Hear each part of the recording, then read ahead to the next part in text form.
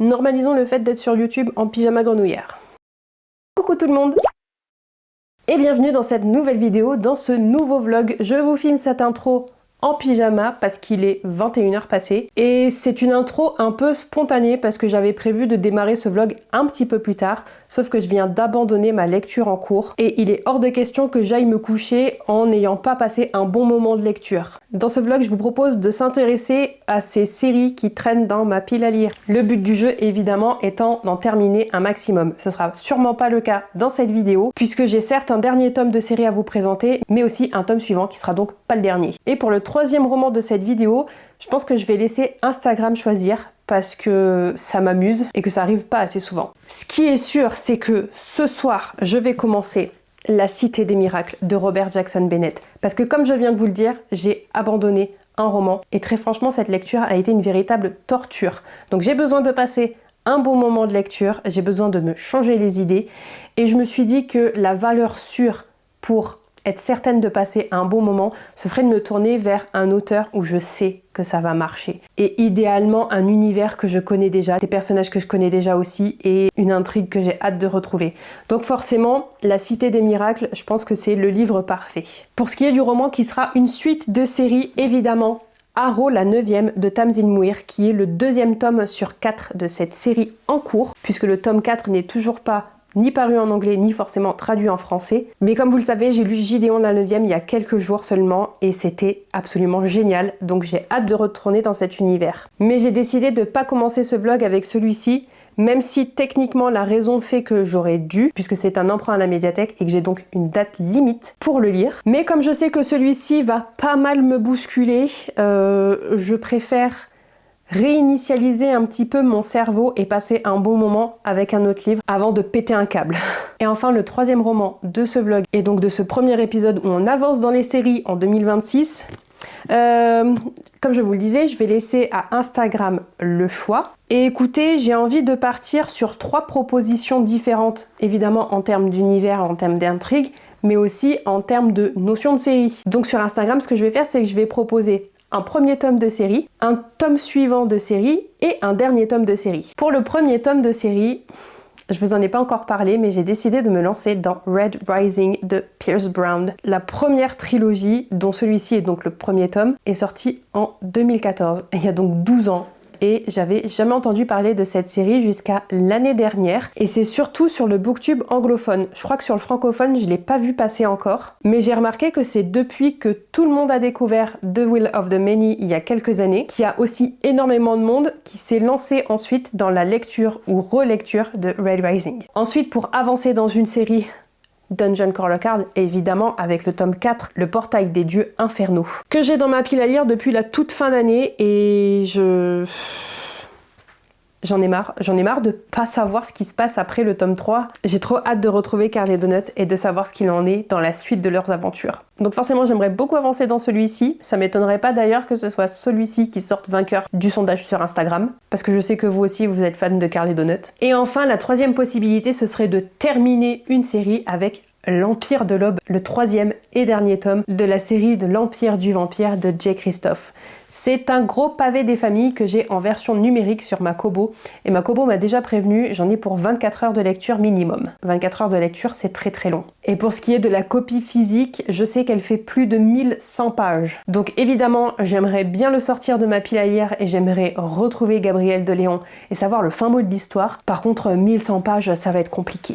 Bref, je pense que je vais mettre le sondage ce soir, comme ça j'aurai une réponse d'ici 24 heures. Ça va me laisser le temps de démarrer et d'avancer dans La Cité des Miracles et d'y voir un petit peu plus clair plus tard. D'ailleurs, pour La Cité des Miracles, petit topo, c'est le tome 3 et le tome final de la série Les Cités Divines de Robert Jackson Bennett.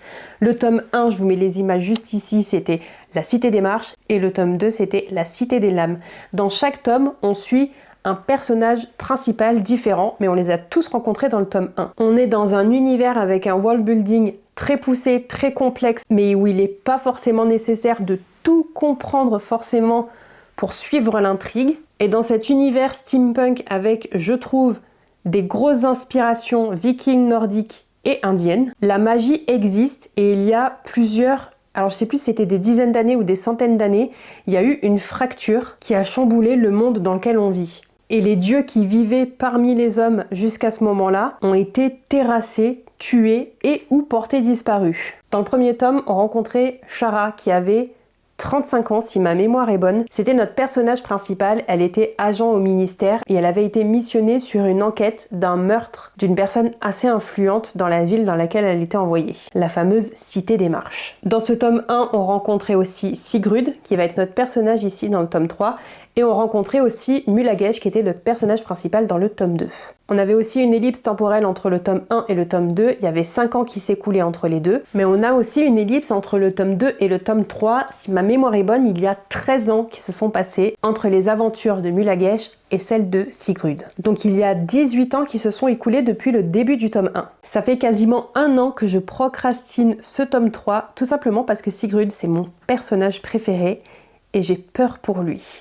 Je vais d'ailleurs rentrer dans les spoilers dès maintenant parce qu'il faut que je vous explique pourquoi j'ai peur. Donc n'hésitez pas à passer cette section et à vous rendre à ce timecode si jamais vous ne voulez pas vous faire spoiler sur ce qui se passe dans les tomes 1 et 2 pour Sigrid ou même l'intrigue principale, et nous on se retrouve un peu plus tard. Bon, maintenant qu'on est entre nous, je peux tout vous dire. Sigrid, à chaque fois que je vous en parle, je vous dis, c'est un personnage qui souffre depuis avant même le tome 1. Il faut savoir que dans le tome 1, Sigrid, c'est un peu l'associé de Shara, le personnage principal. Ils sont pas forcément amis, ils travaillent ensemble, ils sont un peu comme associés, et on apprend dans le tome 1 que Shara a sauvé la vie de Sigrid, qui était réduit en esclavage depuis une dizaine d'années, et elle lui a tout simplement sauvé la vie en l'embarquant avec lui, en lui donnant du travail, en lui donnant une mission de vie. Et il est devenu un peu son garde du corps, son ami le plus proche, alors qu'ils sont foncièrement des individus qui ne savent pas vivre avec le reste du monde. Ils sont meilleurs amis, mais parce qu'ils n'ont pas le choix, ils ne connaissent qu'eux. Sigrid, quand il a été réduit en esclavage, il a été arraché à sa femme et à ses 2 petites filles. Et durant toutes ces années d'esclavage, son esprit a été brisé.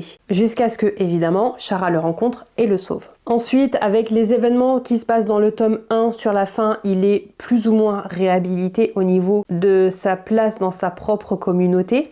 Et dans le tome 2, donc 5 ans plus tard, on le revoit, il est toujours personnage secondaire et on apprend qu'il a repris contact avec ses filles et l'une d'entre elles est un personnage central de l'intrigue du tome 2. On voit bien qu'ils ont une relation qui est très compliquée puisque forcément elle a appris à vivre sans père puisqu'elle pensait qu'il était mort et elle a fait toute sa vie sans lui et elle lui en veut d'être revenue dans sa vie et d'avoir tout chamboulé. C'est très psychologique, c'est très dur et forcément ça donne une relation père-fille qui est extrêmement compliquée. Elle le vit très mal et lui il le vit très mal aussi.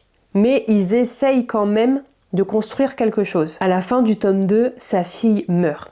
Et Sigrid, il pète un boulon. Il vrille complètement et il tue plusieurs personnes. C'est une véritable boucherie. Et forcément, il est tenu responsable de ses actes. Donc, il s'enfuit. Fin du tome 2, il est en fuite, en cavale. Et donc là, 13 ans se sont passés depuis la fin du tome 2. Il est toujours en cavale. Et quand je vous dis que ce personnage n'a pas fini de souffrir et que c'est pour ça que je procrastine ce tome 3, c'est parce que le prémisse de ce tome 3, donc il est toujours en cavale, toujours en deuil de sa fille et de sa vie tout simplement, il apprend que Shara, sa seule amie, a été assassinée.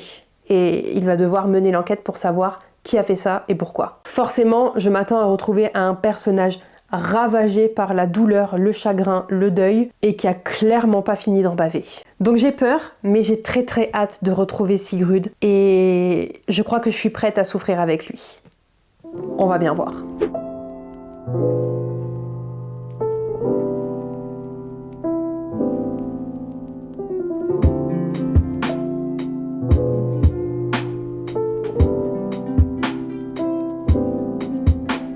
Bon, je vous retrouve, j'ai terminé ce matin La Cité des Miracles de Robert Jackson Bennett et j'ai donc terminé la série des Cités Divines. Et si je ne vous ai pas retrouvé à mi-parcours, c'est parce que je savais pas trop quoi en penser. Donc j'ai poursuivi ma lecture et finalement je suis arrivée jusqu'à la fin. Je vous avoue que je suis toujours mitigée. Concrètement, c'est pas un tome qui va rester dans ma mémoire, ce qui est vraiment bizarre parce que pour les tomes 1 et les tomes 2, j'avais vraiment adoré ma lecture. Je me souviens m'être dit que c'était vraiment de la très bonne fantaisie intelligente avec un super world building et des personnages hyper attachants. Je me souviens avoir été investie dans l'intrigue, avoir des rebondissements, des révélations qui me renversaient la tête et j'ai absolument rien retrouvé de tout ça dans ce tome 3. Ce qui pose quand même un gros problème étant donné qu'on suivait mon personnage préféré, Sigurd. Et alors je me demande si c'est pas justement parce qu'il est passé du stade de personnage secondaire à personnage principal, mais j'ai l'impression que l'intrigue en elle-même, elle m'a pas convaincue. Ce qui est vraiment assez étonnant parce que je conçois que c'était une intrigue intelligente, qui était bien amenée, qui était bien construite et qui surtout faisait écho à l'histoire de Sigurd, et les thématiques proposées, elles s'entremêlaient vraiment avec l'intrigue principale des cités divines et des dieux et l'histoire et la vie de Sigurd. Donc c'était hyper bien pensé, mais au niveau émotion, j'ai rien ressenti. Et pour tout vous avouer, je l'ai trouvé très long.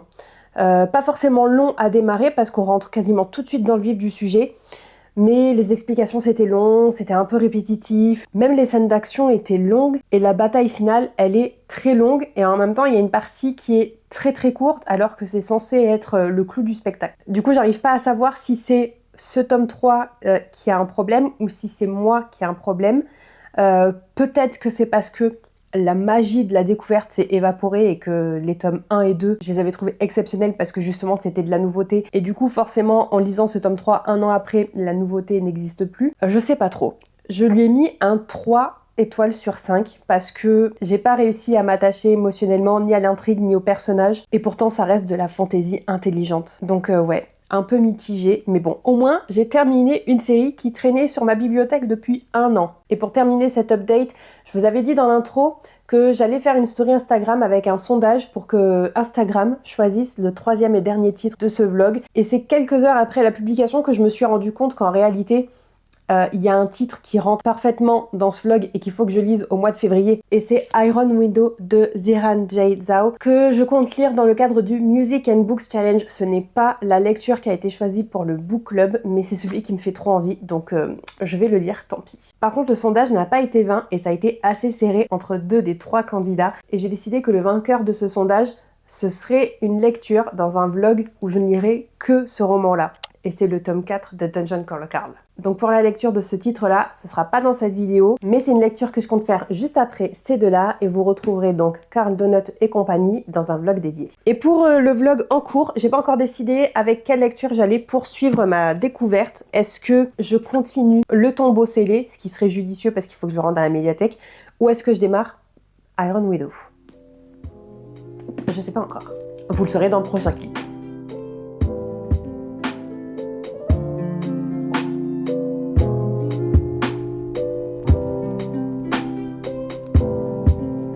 Mon obsession de repas du soir en ce moment, c'est ce flan aux épinards. Je m'en fais toutes les semaines, ça me fait 4 portions, donc 4 soirs. Et les autres soirs, je mange de la frittata, qui est mon autre obsession du moment. Donc je varie, voilà. Flan aux épinards, frittata de légumes, ça dépend de ce que j'ai en ce moment dans le frigo. Mais du coup, ça me fait ma portion d'œufs du soir et de légumes. Et donc ce soir, c'est ce repas-là. En attendant, je regarde la chaîne de Jamie Fogg parce que dans quelques minutes, dans une dizaine de minutes seulement, on va voir les Reading Sprint avec Elise de A Book and a Cup. Donc je vais manger en attendant qu'il soit 20h30 et après je vais changer de chaîne. J'ai changé mon ordre pas mal de posts en mettant la vidéo sur Hurlement et du coup...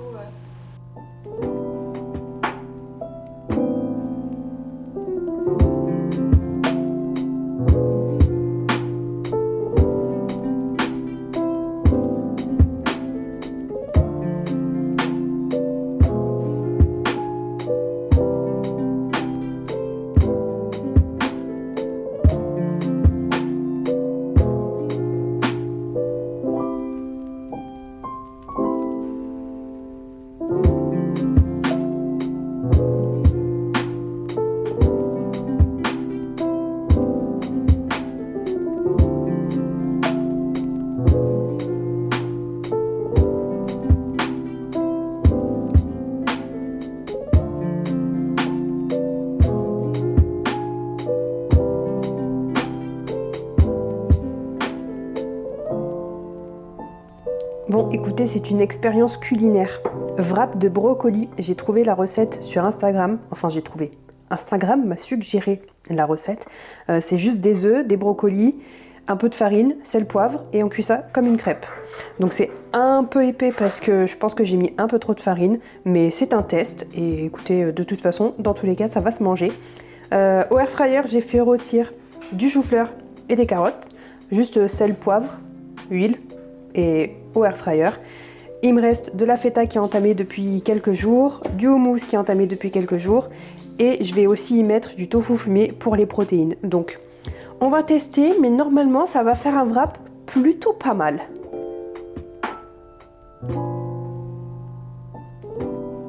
Je vous retrouve puisque je suis arrivée à mi-parcours de Iron Widow que j'ai commencé il y a quelques jours. J'ai même un petit peu dépassé la moitié puisque je suis arrivée au chapitre 26 à la page 254 et en fait il me reste 200 pages pour terminer le roman. Et d'ailleurs je serais pas du tout étonnée de terminer sur un coup de cœur. Ce qui est un peu paradoxal d'ailleurs puisque je savais que j'allais m'embarquer dans une lecture assez young adulte et c'est le cas, mais c'est du young adulte qui est vraiment mature et réfléchi.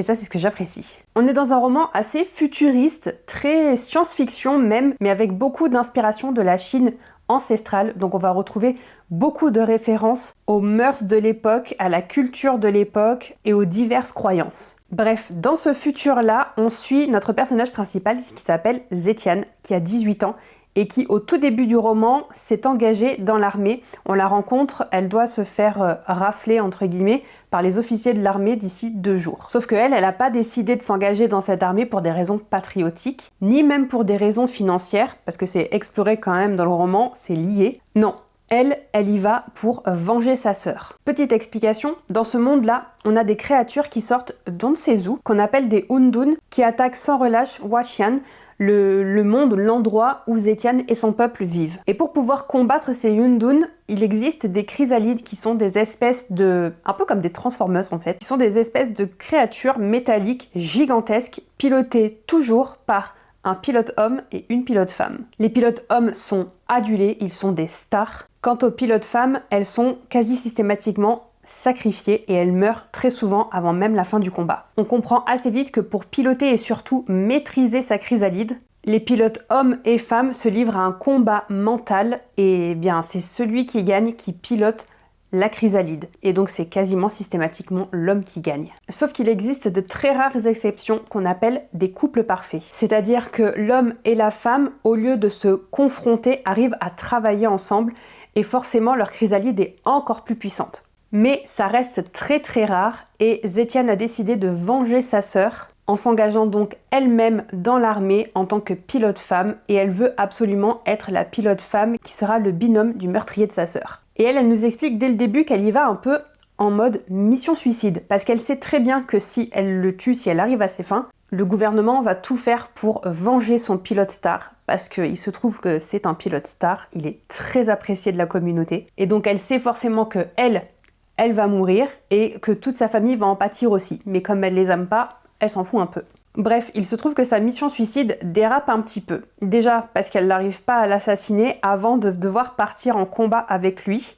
Et que finalement, pendant ce premier combat, il se trouve que c'est elle qui le remporte et qui finit par manipuler leur chrysalide. Ce qui n'est pas du tout normal parce que même si elle a démontré qu'elle avait énormément de qualité et de pression spirituelle pour pouvoir rendre ce duo encore plus puissant, elle aurait jamais dû être capable d'être plus forte que l'autre pilote. Et je vous dis ça, c'est pas un spoiler puisque c'est quand même littéralement dans le résumé ici et c'est ce qui fait notre élément déclencheur de l'histoire puisque ça va renverser un petit peu les croyances qu'il y a au sein de cette communauté et au sein de l'armée puisqu'il y a toujours eu très très peu de femmes qui survivent au combat et surtout c'est la première à survivre à un homme. C'est la première qui sort d'un combat où elle est vivante et l'homme est mort. En général, si la femme s'en sort, c'est parce que l'homme s'en est sorti aussi. Donc au niveau du commandement de cette armée, on décide que on peut pas forcément l'éliminer puisqu'elle a réussi à manipuler une chrysalide qui est très très puissante, mais on peut pas la laisser en vie non plus puisque c'est la meurtrière d'un pilote star. Donc il décide de la mettre en duo avec un autre pilote qui est détesté d'à peu près tout le monde. C'est expliqué pourquoi avant même qu'elle le rencontre, mais je vous laisse le soin de le découvrir à la lecture. Et c'est clairement une punition pour elle puisqu'il en va de sa propre vie. Et je vais m'arrêter là parce qu'après je risque de beaucoup trop vous en dire. mais je vous avoue que je me régale. Le personnage de Zetiane n'a pas la langue dans sa poche, elle a un très fort caractère, elle est là pour la vengeance, elle se fiche de mourir tant qu'elle se bat pour ses propres idéaux et ses propres valeurs. À savoir qu'une femme ne vaut pas moins qu'un homme. Du female rage comme j'en avais jamais lu auparavant et vraiment c'est une pépite. C'est hyper bien pensé, c'est bien amené, c'est bien construit, le world building fait sens alors qu'on a quand même un monde futuriste qui est inspiré d'une Chine ancestrale. Le mélange des deux, ça marche super bien. Tout est clair, tout est limpide, les scènes de combat sont faciles à comprendre et pourtant il se passe plein de choses. Mais c'est super bien écrit, c'est fluide, c'est facile à comprendre et en même temps ça reste une intrigue un peu complexe. J'en dis pas plus pour encore une fois pas vous gâcher l'expérience de lecture si vous allez le lire un de ces jours, mais vraiment je me régale. J'adore aussi les relations qu'elle a pu tisser avec son meilleur ami entre guillemets qui s'appelle Yeezy et la relation qui est quand même un peu conflictuelle mais qui commence à se bâtir avec Lee Shimin qui est ce fameux pilote de la deuxième chance pour elle, que tout le monde déteste et que donc elle aussi, tout de suite, elle va se mettre à détester. Mais on sent qu'il y a bien plus que ça et que c'est un personnage qui cache beaucoup de choses, qui garde beaucoup de choses en lui. C'est hyper intéressant, j'ai trop hâte de le continuer. Il me reste 200 pages. J'ai calculé tout à l'heure que j'ai lu une centaine de pages en 2 heures. Donc j'ai une moyenne de 50 pages lues par heure. Ce qui est beaucoup pour moi, ça peut paraître vraiment pas grand chose pour certaines personnes, mais moi qui suis une lectrice lente, 50 pages de l'heure, c'est énorme. Donc je pense que je vais essayer de le terminer cet après-midi puisque franchement j'ai pas grand chose à faire et entre nous, j'ai juste envie de le dévorer. Donc je vais aller me glisser sur le canapé avec la Ruby. J'ai trop envie de continuer ma lecture. J'espère que je vais pas commencer à pénéquer parce que ça va être l'heure de la sieste. Moi je veux juste, je veux terminer Iron Widow. Et surtout, je veux voir si ce sera un coup de cœur à la fin de la journée. J'ai hâte de savoir.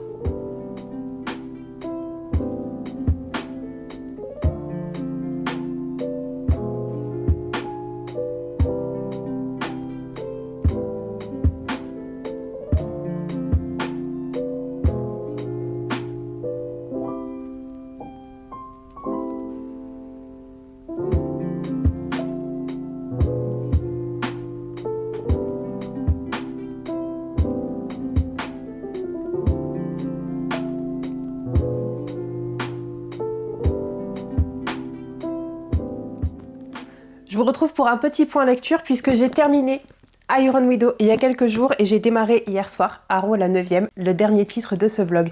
Mais donc, on va d'abord commencer avec mon avis sur Iron Widow. Les amis, c'est un coup de cœur. J'ai adoré et je crois que j'ai lu quelque chose comme 300 pages sur une seule journée.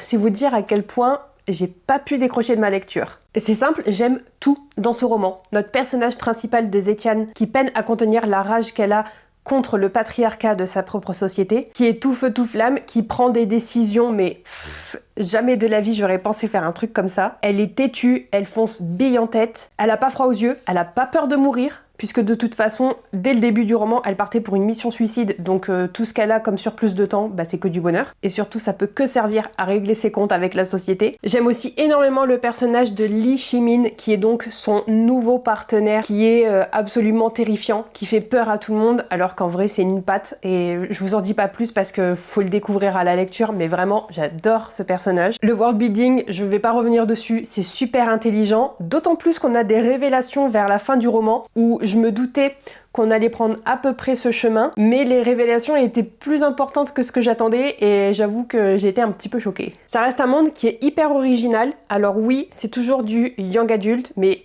du young adult réfléchi, mature, et surtout qui prend pas des pincettes avec les personnages. J'ai aussi adoré la façon dont l'autrice dénonce le sexisme ambiant de l'époque, mais aussi évidemment de nos jours, puisque pour rappel c'est inspiré de la Chine de la grande époque des derniers siècles passés, mais c'est un monde futuriste qui a gardé les mœurs et les cultures d'antan. Donc évidemment, au travers du personnage de Zetiane et de sa rage, elle dénonce un petit peu tout ça, et là non plus elle prend pas des pincettes. Je vous l'ai dit sur Instagram, mais c'est clairement une masterclass de la female rage. Et avec tout ce qui s'est passé sur la fin, les rebondissements et l'ouverture qu'on a à la fin du tome, moi j'ai qu'une hâte, c'est de lire le tome 2 en fait. Bref, je me suis régalée, l'autrice n'y va pas avec le dos de la cuillère. pour ce qui est des tropes, mais aussi évidemment de ce qu'elle dénonce au niveau de son intrigue. D'ailleurs, au niveau de la trope, on va retrouver un petit peu le côté mariage arrangé, mais là encore fait de façon originale et intelligente. Aussi, et je m'y attendais pas, et ça a été une surprise parce que d'habitude c'est quelque chose qui me gonfle, il y a un triangle amoureux.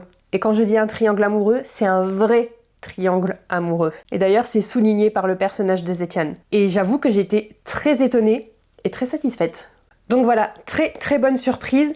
Je suis un peu mitigée quant au fait d'avoir mis autant de temps à lire ce premier tome de série parce que c'était volontaire de ma part de le laisser traîner tant que le tome 2 était pas sorti. Et je crois qu'il y a eu quelque chose comme 3 ans entre la sortie du tome 1 et celle du tome 2. Donc je suis très contente d'avoir lu ce premier tome et de me dire ok, le tome 2 est sorti, je vais pouvoir le binger pour avoir la suite parce que très clairement je vais le lire cette année, ça va être trop bien. Mais en même temps, je peux pas m'empêcher de me dire qu'il y avait un vrai potentiel coup de cœur dans ma bibliothèque qui se cachait depuis si longtemps. En tout cas, oui, c'est un coup de cœur et je vous le recommande si vous aimez le female rage, le world building intelligent et tout ce qui est dénonciation de manipulation de masse, de propagande et où on traite de la place de la femme dans la société et où c'est vraiment dénoncé, vraiment pointé du doigt. Iron Widow les amis, et lisez-le. Et comme je vous le disais, j'ai commencé hier soir ma lecture de Harrow la 9e de Tamzin Muir, qui est le 2e tome sur 4 du Tombeau scellé. Le tome 3 est paru et le tome 4 on attend toujours la sortie. Mais bon, ça ne me dérange pas plus que ça parce que je sais que j'ai encore le temps de lire ce tome 2 et d'un jour emprunter le tome 3 à la médiathèque. Bref, je suis vraiment pas loin parce que je suis au chapitre 2, à la page 37. J'ai pas lu beaucoup parce que j'étais un petit peu fatiguée et surtout parce que je sais pas si ça vous le fait à vous, il y a des livres où je suis tellement contente de retrouver les personnages, le world building, le style d'écriture de l'auteur ou de l'autrice, que je palpite d'excitation et je me rends compte que je lis et je me coupe moi-même dans ma lecture en me disant c'est trop bien, je suis trop contente d'être de retour et mon cerveau fuse dans tous les sens. Et du coup, j'arrive pas à me concentrer pour lire et c'est exactement ce qui m'arrive avec ce tome 2. Je suis tellement contente de retrouver le personnage de Harrow parce que ouais, on retrouve pas tout à fait Gideon dans ce tome 2 sans vouloir vous spoiler le tome 1, mais lisez-le. Et je suis trop contente de juste retourner dans cet univers de nécromancienne de l'espace. Et je sais que c'est un tome 2 qui va me mettre à mal parce qu'on retrace en partie les événements du tome 1, mais du point de vue de Harrow, et c'est dit sur la 4e de couverture, Harrow est un narrateur non fiable. Et je sais que Harrow va me dire à moi, lectrice, des choses qui se sont passées dans le tome 1, mais de son point de vue complètement modifiées par rapport à ce qu'a vécu Gideon et ce que nous a raconté Gideon. Parce que Harrow, il se peut bien qu'elle soit folle.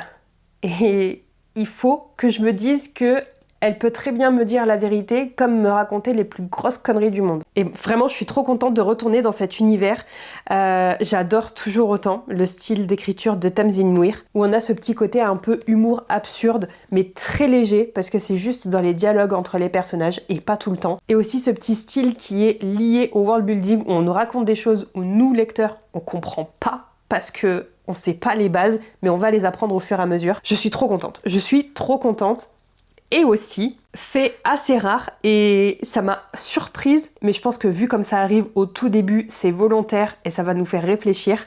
Dès le dramatis personae, on est spoilé. Et alors je vous l'ai montré, si vous n'avez pas lu le tome 1, ça peut rien vous dire. Mais sur le dramatis personae, on a donc la présentation des personnages qu'on va rencontrer tout au long de ce tome 2. Et la plupart d'entre eux sont barrés. Ça veut dire qu'ils sont morts. Et je trouve ça tellement intelligent de nous dire dès le début « En fait, lui, tu vas le croiser, mais il est crevé. » Et donc, pour ceux qui n'auraient pas lu le tome 1, je vais pas creuser le sujet, mais il y a un petit truc par rapport à Gideon qui est très mystérieux.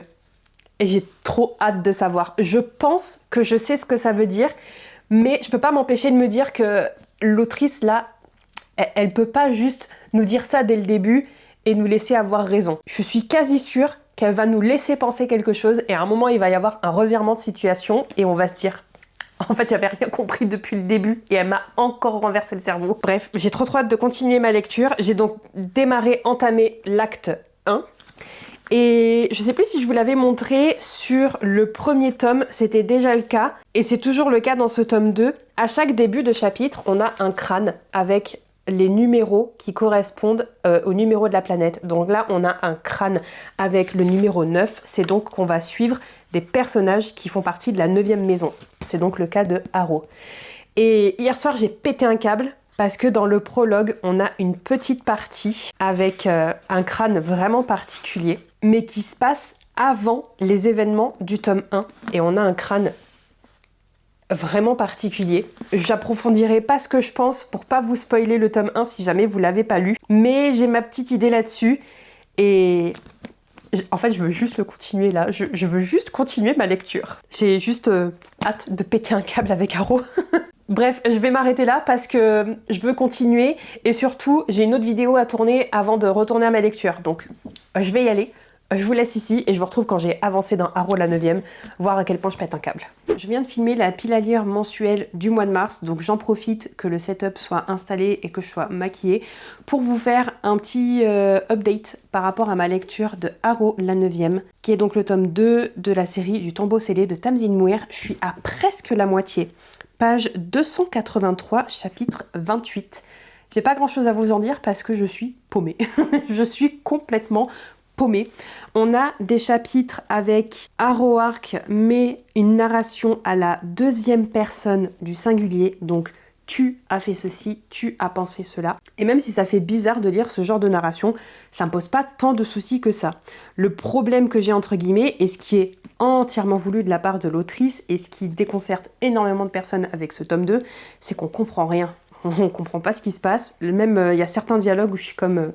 il faut une partie de Camoulox parce que je comprends rien du tout. Et j'imagine que ça fera beaucoup plus sens une fois que j'arriverai vers la fin de ce tome, mais pour l'instant, je pige que dalle.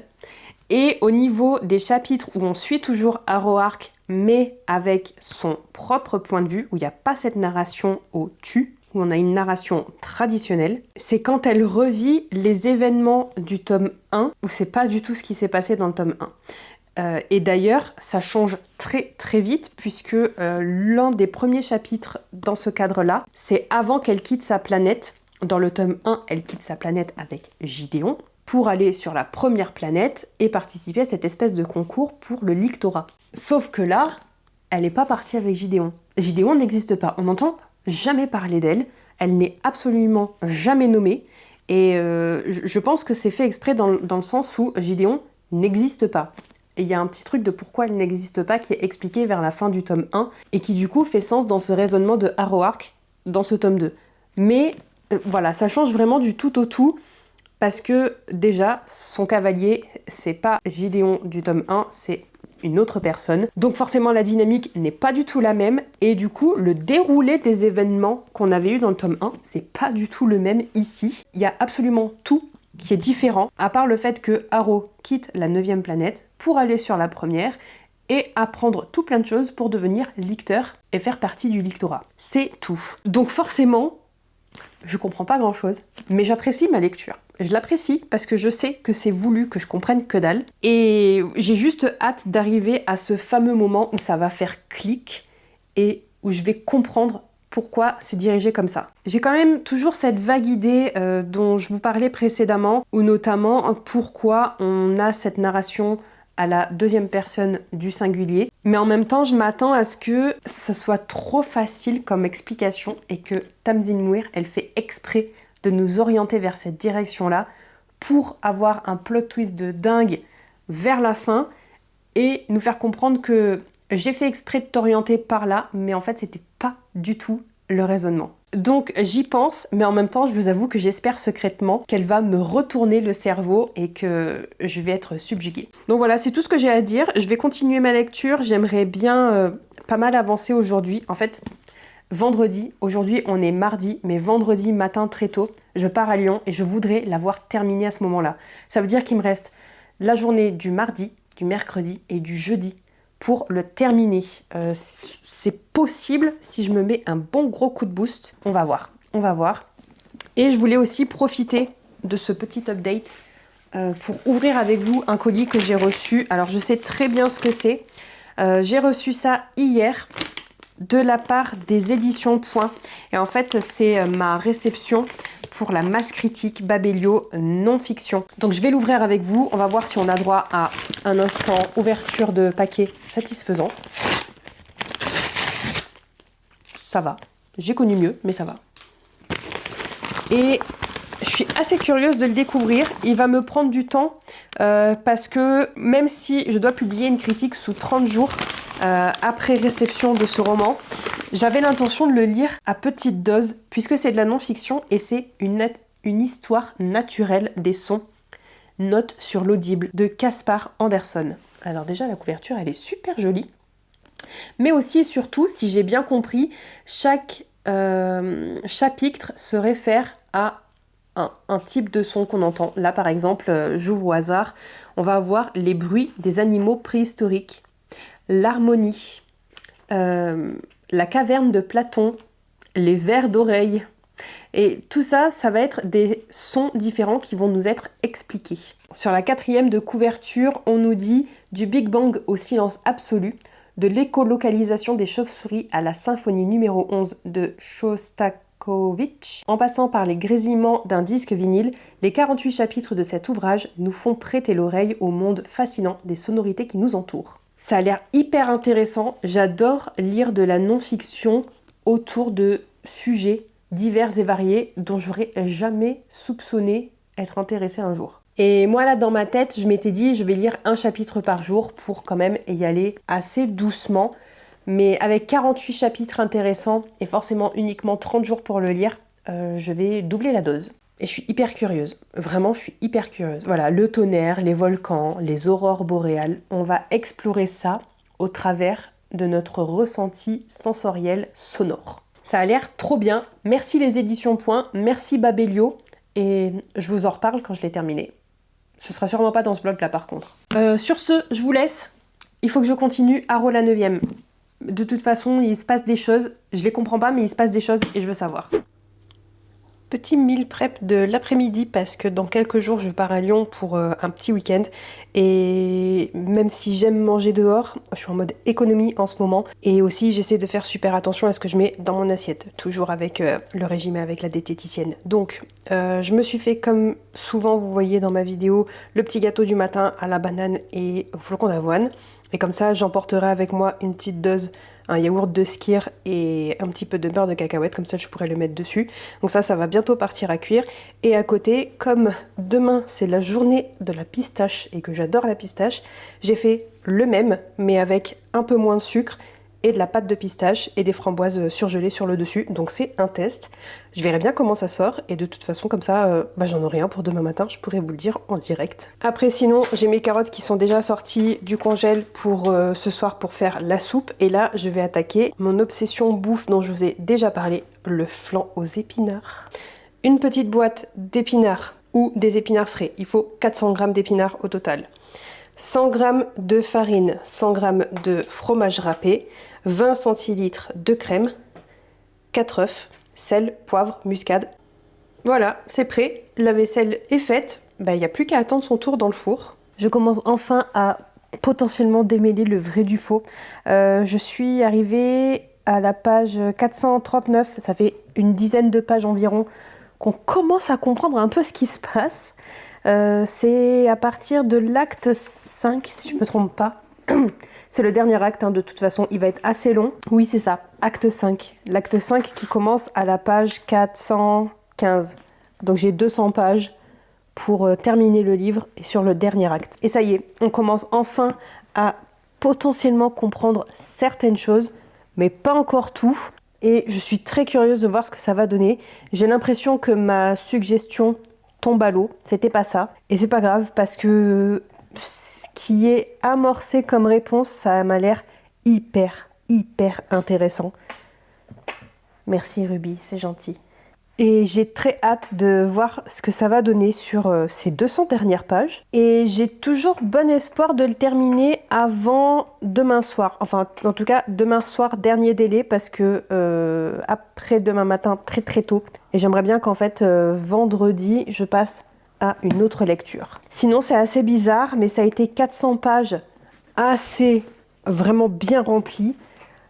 C'est long, je comprends que dalle.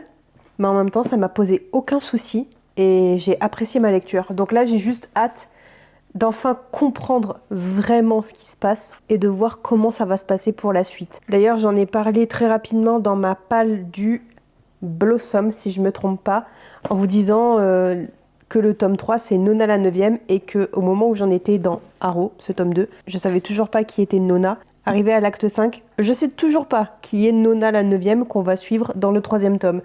Et je me demande si ce serait pas tout simplement une autre Nona Gésimus. Et que du coup son surnom ce serait la Nona. Mais bon, on verra bien. Et écoutez, j'ai rien de plus à vous dire. Je vais avancer dans ma lecture. Et Ruby va ronfler tout ce qu'elle peut. Oui, hein? Oui. Je compte sur toi, ma chérie.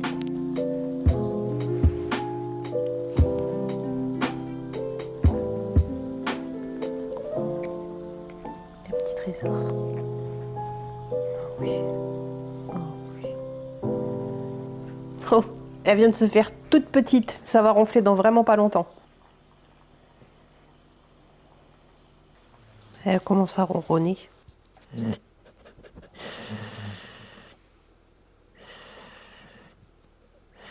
Qu'est-ce que tu dis, ma Ruby? Oh. Oh.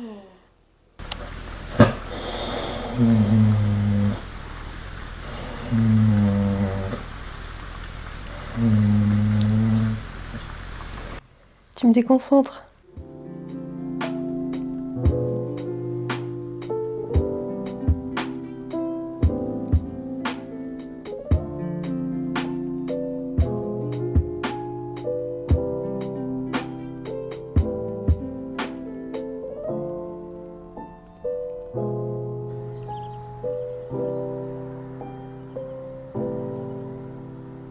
Bon bah écoutez les amis, je vous retrouve, on est vendredi, fin de journée, il est 18h30, mission accomplie. J'ai terminé Arrow la 9e il y a environ 1 heure. Enfin terminé, j'ai lu l'épilogue qui se finit à la page 573. Après on a un glossaire qui prend plusieurs pages. Puis on a un mémorandum pour archives qui pourrait être intéressant, mais il y avait déjà un peu la même chose dans le tome 1 et j'avais rien appris. Donc là je me permets de passer un petit peu outre parce que j'ai quand même la sensation que ça va plus récapituler certaines choses qu'on a appris dans le tome 1 et dans le tome 2, mais de façon beaucoup plus digeste. Et après, on a encore un guide de prononciation, des notes lexicales, et enfin, quand on arrive à la page 573, donc 20 pages plus tard, quand même, on a une petite histoire inédite de l'univers du tombeau scellé. Mais de ce que j'ai compris, on suit un autre personnage qu'on a rencontré dans le tome 1 et qu'on a très rapidement vu dans ce tome 2. Donc là par contre je pense que je vais le lire ce soir tranquillement, mais ça n'a pas de rapport avec le tome 2 précisément. Je vous mettrai quand même ici oui ou non si ça a vraiment un rapport ou pas pour que vous ayez une idée.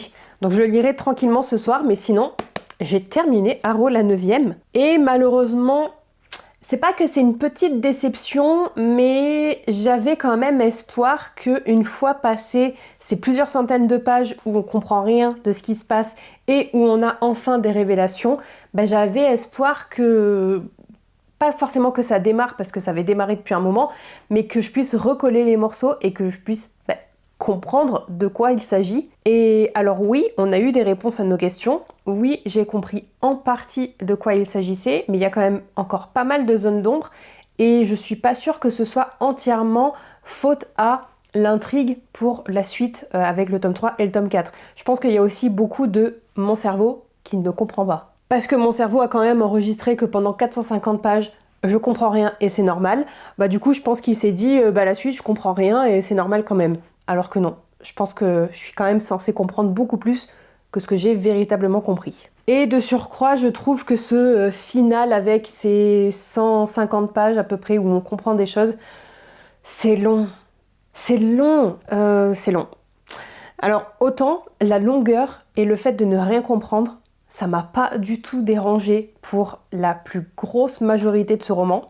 Ce qui est quand même assez contradictoire. Et par contre, sur la fin, sur les dernières 150-200 pages où on comprend des choses, c'est là que le bas blesse et c'est là que je suis un peu déçue. Donc je suis mitigée, je vais quand même continuer la série parce que j'adore l'univers, j'adore la construction des personnages et je veux savoir ce qu'il en est. Mais ouais, je suis un poil déçue avec ce tome-là. Je suis quand même allée voir les critiques d'autres personnes qui lui ont mis à peu près la même note que moi. Pour info, je lui mets la note de 3,5 sur 5, ce qui est pas mauvais, mais bon, c'est pas la super note que je m'attendais à lui donner non plus. Bref, je suis allée voir les critiques d'autres personnes et qui sont un peu comme moi finalement, qui trouvent que c'est un peu dommage d'être perdu sur autant de pages, autant de pourcentage même du roman pour finalement pas tout saisir à la fin quand même. Et surtout, c'était trop long. Mais je continuerai la série avec plaisir. Je pense que ça va juste pas être pour tout de suite parce qu'il faut que je digère encore ce bon gros pavé d'incompréhension. Mais ce que je peux vous dire sur les thématiques abordées sans forcément spoiler, en 3 mots-clés, ça va être deuil, culpabilité et descendance. J'en dirai pas plus parce que ce serait expliquer ce qu'on comprend à la fin du tome 2, mais voilà un peu pour les thématiques qui sont abordées ici. Et je suis plutôt contente parce que dans le tome 1, on se posait des questions par rapport aux origines de Gideon et on commence à avoir des réponses ici. Il n'y a encore pas tout qui est expliqué, c'est encore un gros fouillis à démêler, mais on a quand même eu quelques petites réponses. Et je vous avoue que ça pose encore plus de questions pour la suite. À part ça, le world building est toujours dingue. Les personnages sont toujours aussi intéressants. J'ai eu du mal quand même à m'attacher à Harrow, forcément, puisque l'incompréhension est la folie. Et c'est aussi la faute à l'intrigue, mais Harrow, pendant tout ce tome-là, elle subit ce qui se passe autour d'elle. Elle est comme paralysée. Le monde continue d'avancer et elle fait du surplace. C'est littéralement ça. Et je vous avoue qu'au bout d'un moment, c'était un peu chiant. Et dernière petite précision pour en terminer avec ce 2e tome du Tombeau scellé, vu qu'on change de point de vue, on a quand même beaucoup moins ce côté absurde, humoristique, humour noir qu'on retrouvait dans le tome 1 puisqu'on avait le point de vue de Gideon. On a quand même toujours une petite pointe d'humour, mais il est vraiment noyé dans la folie et les hallucinations de Harrow. Et reste quand même globalement beaucoup plus délicat à saisir. Bref, voici ce qui conclut mon avis sur ce tome 2, qui était compliqué à aborder, mais je le savais. Et en soi, je m'en sors plutôt pas mal. Je pensais être beaucoup plus mitigée, voire déçue sur mon avis, mais ça aurait pu être mieux quand même. Et sinon, je voulais le mentionner dans ce vlog puisque je l'ai reçu ce matin, je l'ai ouvert hors caméra, désolée, mais j'ai reçu de la part des nouvelles éditions ActuSF Génération Body Horror par Morgane Cossarieux et Fleur Hopkins-Lauferron, qui est de la non-fiction autour de, vous l'avez deviné, le body horror. Morgane et Fleur sont toutes deux passionnées d'horreur. Morgane Cossarieux, c'est l'une des autrices les plus prolifiques dans le genre horrifique en France. Et Fleur Hopkins-Lauferron, c'est une découverte pour moi, mais elle est historienne des arts et chercheuse indépendante. Et elle est déjà à l'origine de plusieurs non-fictions. Et cette fois-ci, elles se sont alliées pour s'intéresser au body horror. Un sous-genre de l'imaginaire et de l'horreur évidemment. On nous dit notamment sur la 4e de couverture que leur projet à 4 mains porte une ambition assumée, explorer l'histoire de l'horreur viscérale dans ses moindres recoins, du 19e siècle à nos jours, en exhumant au passage des pépites méconnues, mais aussi interroger combien cette grammaire du corps se donne à voir ces dernières années comme un territoire privilégié pour penser la marginalité et laisser exploser sa rage. Et je sais qu'on va y retrouver pas mal de références cinématographiques, mais aussi des BD et des séries télé, et j'en passe. Et je voulais le mentionner parce que en plus de la page couverture, il y a des illustrations à l'intérieur. Alors parfois juste des petites illustrations pour imager un sujet, parfois des encarts, hop, je viens d'en passer un, des encarts avec un petit sujet un peu plus approfondi, notamment ici sur Aurélie Wallenstein, une autrice que je n'ai toujours pas lue, mais j'aimerais trop découvrir ce qu'elle fait. Et on a aussi d'autres illustrations, cette fois-ci de pleine page, pour illustrer la partie et le sujet qu'on va aborder en profondeur. J'ai hâte de me plonger dedans. J'avais l'intention de finir Harrow la 9e pour pouvoir justement démarrer une nouvelle lecture demain matin, vu que je prends le train demain matin très tôt, et j'avais l'intention de partir avec le 4e tome de Dungeon Chronicle, mais je suis en train de me demander si je vais pas plutôt embarquer cette non-fiction avec moi, parce que les non-fictions, j'ai tendance à les découvrir petit à petit, à lire un chapitre, le comprendre, peut-être voire même le relire avant de passer à autre chose. C'est vraiment le genre d'œuvre que je ne veux pas binger, je ne veux pas les lire vite, je veux prendre mon temps. Et je me dis que le train, ça peut être un bon moment parce que j'ai tendance à toujours un peu papillonner au niveau de mes yeux, au niveau de mon cerveau quand je suis dans le train. Et comme j'ai que 2 heures entre Toulon et Lyon, et que j'ai déjà fait ce trajet à plusieurs reprises, je sais qu'on est constamment coupé par les annonces au micro. Je me dis que peut-être ça peut être intéressant de prendre plutôt Génération Body Horror avec moi pour pouvoir avancer tranquillement. J'hésite, je suis pas encore fixée, mais il va falloir parce que je suis en train de boucler ma valise. Bref, tout ça pour vous dire que j'ai reçu Génération Body Horror et je vais pas tarder à le démarrer. Bon, et sinon, on blablate, mais il est temps de mettre Notion à jour.